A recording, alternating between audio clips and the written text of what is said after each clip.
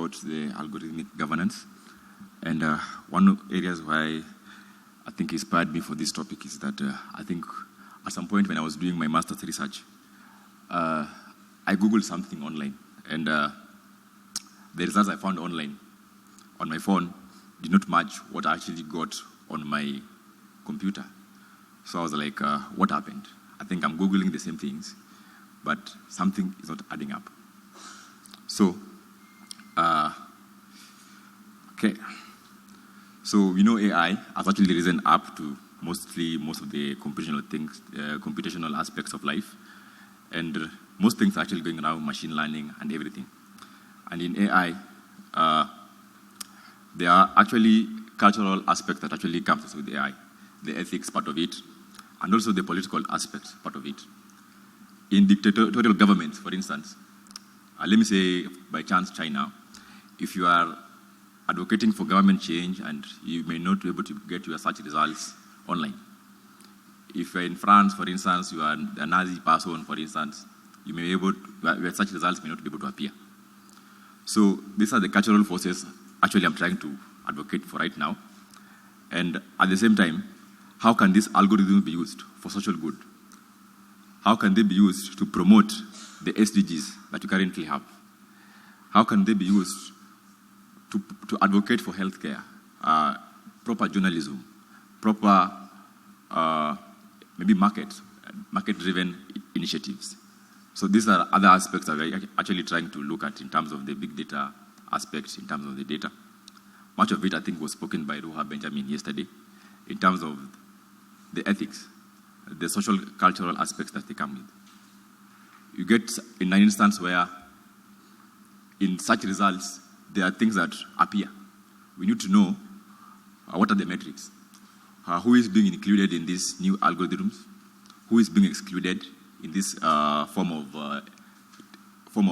algorithm, whereby someone is placed up, someone is placed down. It could also be a way in which knowledge is being controlled. And you may end up living in a bubble, for instance. So it's like the areas which I think I'm trying to engage in trying to bring sensitization in such like areas.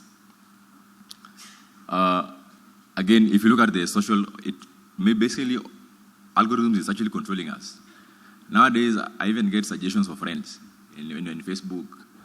I mean, who decides them? I didn't recommend them, but somehow somebody knows who should be my friend. Someone knows what music I should be listening to. I didn't choose which music I should be listening to, but somehow there's a menu being offered for us. Everyone is talking about prediction.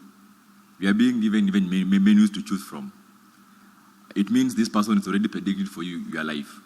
Is there a way in which I can decide to decide on my own without being given like a menu to choose from? So these are some of the areas which I think we are trying to look at. At the moment, there are policies in place being advocating for a proper environment for ethics in AI. One is the UNESCO Rome principles, which advocates for ethics and digital human rights. When you look at the R advocates for the rights in terms of human rights.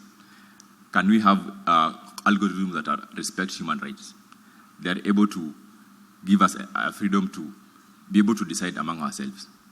When you look at openness, for instance, we talk about openness in terms of open data and openness in terms of pluralistic markets. How do we use this algorithm to access such markets? And then access to human resource and also access to data.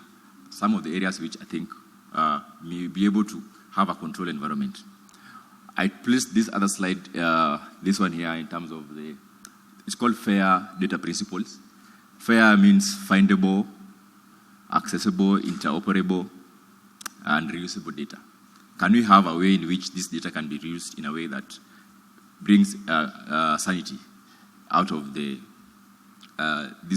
confusion we are having in terms of the AI? My parting shot is that it's essential for Africans not just to become observers of the ongoing advances in algorithms, but we must also be shapers and owners of these technological advances. Let us also be wise. AI is good, but also we need to be cautious and take control of AI. Thank you.